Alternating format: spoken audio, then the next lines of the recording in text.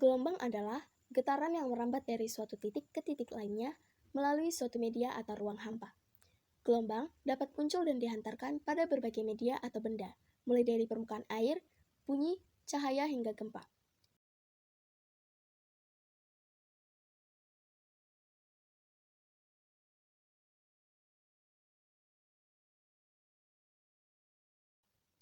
Gelombang terbagi menjadi kelompok gelombang berdasarkan medium perambatnya, kelompok gelombang berdasarkan arah getar dan rambatnya, dan kelompok gelombang berdasarkan amplitudo dan fase.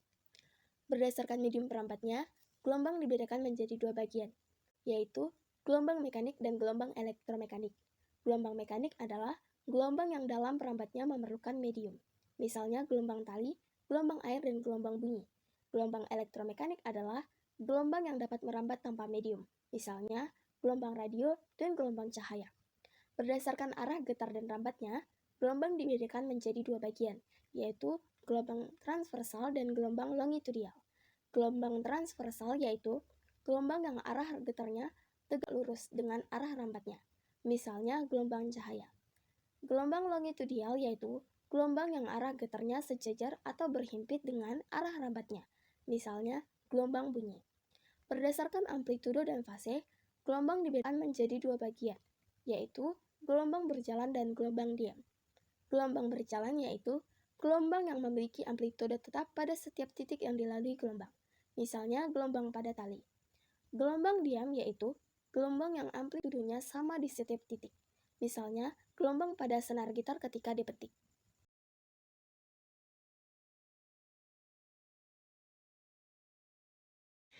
Sifat-sifat dari gelombang. Gelombang tidak dapat merambat dalam ruang hampa.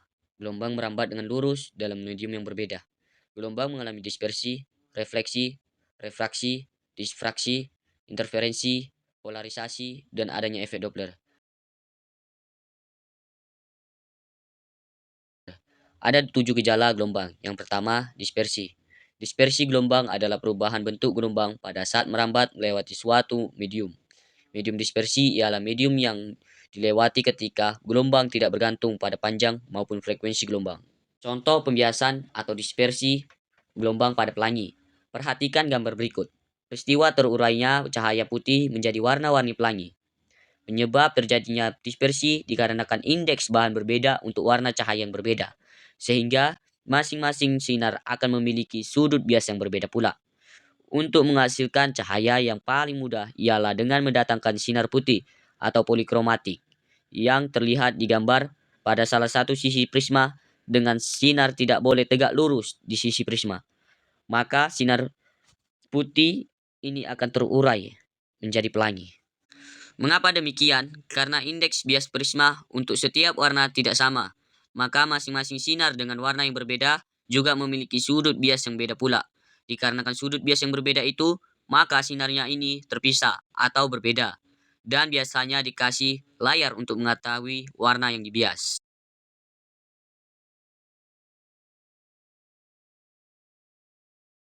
Contoh lainnya seperti cahaya pelangi di kaset atau di gelembung udara dan juga di air yang terkena sinar matahari atau juga minyak.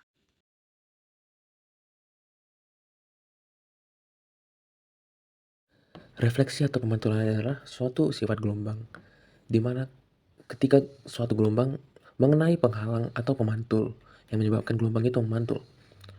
Gelombang mempunyai hukum pemantulan yaitu jika ada sinar datang, maka sudut sinar datang pasti sama dengan sudut sinar yang pergi, tegak lurus dengan garis normal atau bidang pantul.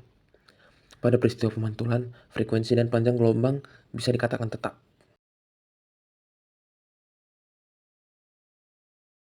Contoh refleksi itu ekolokasi kelelawar dan pemantulan cahaya.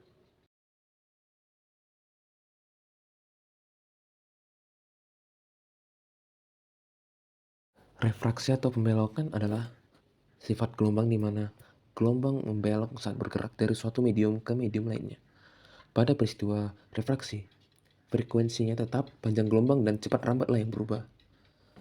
Dalam refraksi ada hukum pembiasan, yaitu ketika sinar datang mengenai bidang batas, maka sinar datang itu akan terbiaskan dengan catatan sudut sinar datang tidak sama dengan sudut sinar bias.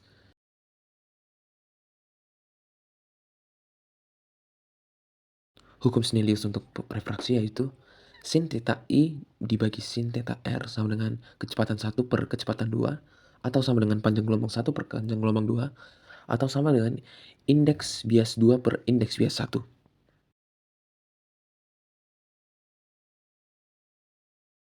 Contoh refraksi yaitu pensil dalam air dan sendok dalam air.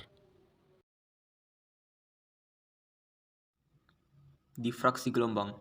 Difraksi gelombang adalah pelenturan penjalaran gelombang yang disebabkan karena membentur suatu penghalang berupa celah. Pada peristiwa ini frekuensi, panjang gelombang, dan cepat rambat tetap.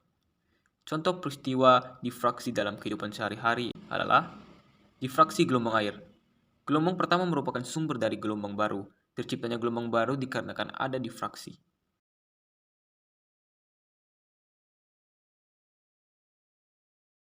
Difraksi cahaya matahari.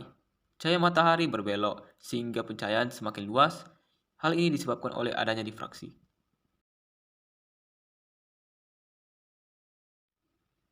Interferensi. Interferensi adalah pengaruh yang diberikan oleh gelombang-gelombang terpadu atau ketika dua gelombang koheren atau memiliki frekuensi dan selisih fase tetap bertemu. Sifat-sifat interferensi. Konstruktif, saling menguatkan. Amplitudo gelombang perpaduan sama dengan 2 kali amplitudo masing-masing gelombang. Destruktif, saling melemahkan. Amplitudo gelombang perpaduan sama dengan 0. Interferensi konstruktif terjadi ketika dua gelombang memiliki fase yang sama. Interferensi destruktif terjadi ketika dua gelombang memiliki fase berlawanan.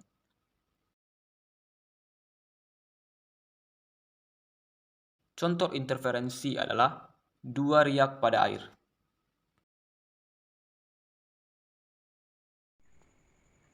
Polarisasi.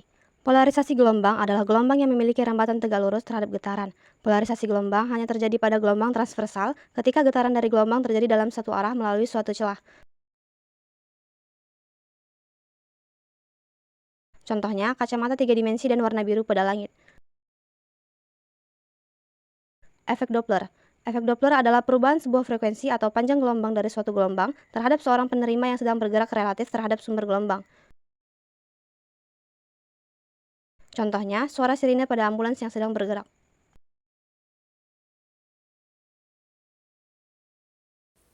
Gelombang transversal. Gelombang transversal memiliki arah getar vertikal atau sejajar sumbu Y. Arah rambatnya horizontal atau sejajar sumbu X. Bukit gelombang terdiri dari ABC dan EFG. Lambah gelombang terdiri dari CDE dan GHI. Puncak gelombang ada di titik B dan ada di titik F. Dasar gelombang ada di titik D dan ada di titik H.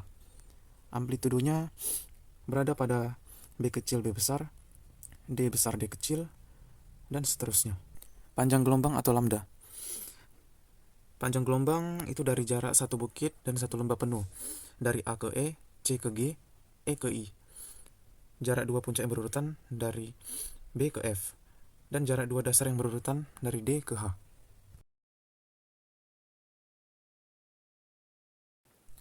Besaran-besaran pada gelombang.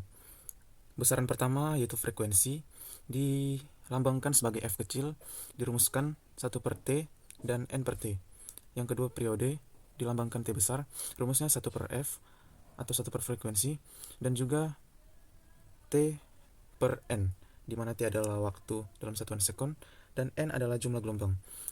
Besaran ketiga panjang gelombang disimbolkan sebagai lambda. Lambda sama dengan S per N, di mana S adalah jarak dua titik tertentu dalam satuan meter, dan N adalah jumlah gelombang. Besaran yang keempat, cepat rambat gelombang, disimbolkan sebagai V.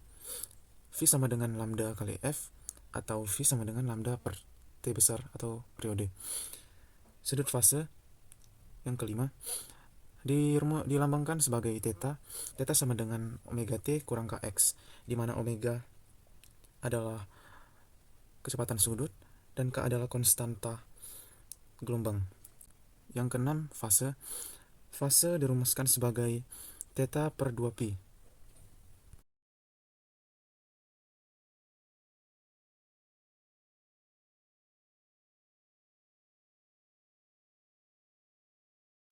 Gelombang transversal.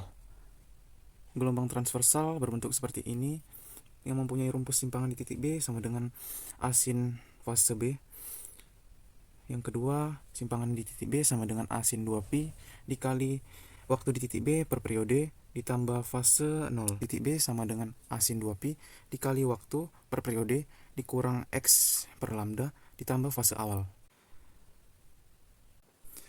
T per T besar dikurang X per lambda ditambah fase awal itu sama dengan fase B, maka dapatlah simpangan B sama dengan asin 2pi dikali fase B.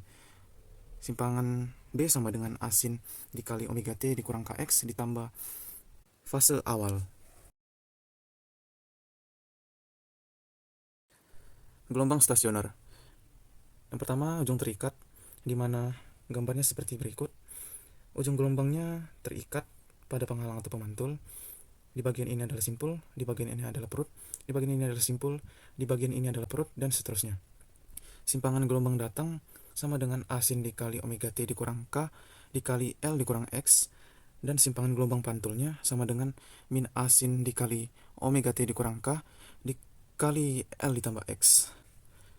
Simpangannya Y sama dengan 2 asin Kx cos omega T dikurang K dikali L, dan amplitudo gelombang stasionernya sama dengan mutlak dari 2A sin Kx. Gelombang stasioner yang kedua yaitu gelombang stasioner ujung bebas, di mana gelombang ujungnya yang terkena penghalang atau pemantul bersifat terbuka atau terbuka, di mana simpangan gelombang datang sama dengan asin omega T dikurang K dikali L dikurang X, dan simpangan gelombang pantul adalah asin omega T dikurang K dikali L ditambah X. Simpangan sama dengan 2A cos Kx sin omega T dikurang K dikali L, dan amplitudo gelombang stasionernya sama dengan mutlak dari 2A cos Kx.